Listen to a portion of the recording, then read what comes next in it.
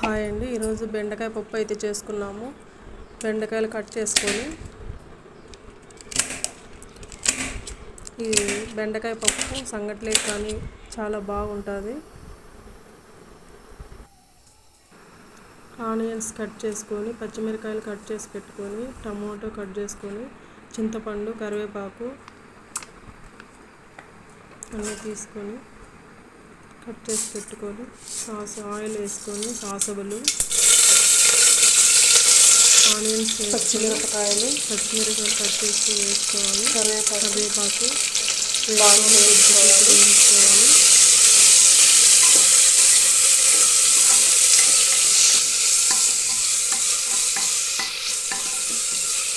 వేగిన తర్వాత బెండకాయలు వేసుకున్నాం. బాగా వేయించుకోవాలి. బెండకాయలు బాగా మగ్గేంత వరకు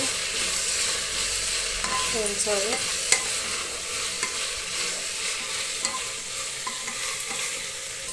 మధ్య మధ్యలో వేయించుకుంటూ ఉండాలి బాగా వేగేంత వరకు.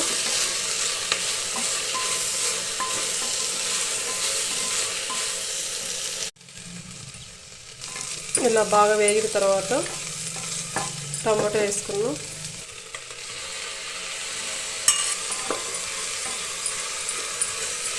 టమాటో కొద్దిగా మగ్గేంత వరకు వేద్దాం.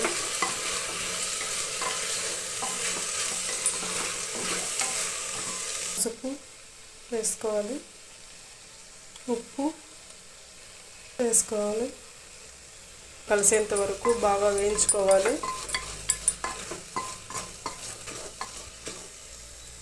వేయించేటప్పుడే సగం బాగా వేగిపోతుంది,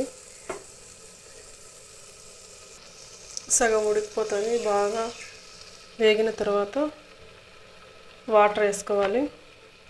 చింతపండు వేసుకొని విజిల్స్ వస్తే సరిపోతుంది.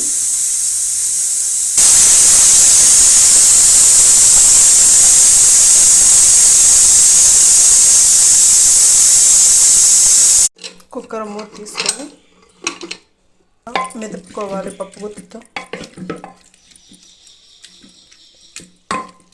రుద్దుకున్న తర్వాత ఒక బౌల్లోకి తీసుకున్నాం. బెండకాయ పప్పు అయితే రెడీ అయిపోయిందండి. Like, share, subscribe my channel. ఒకసారి మీరు కూడా ట్రై చేయండి.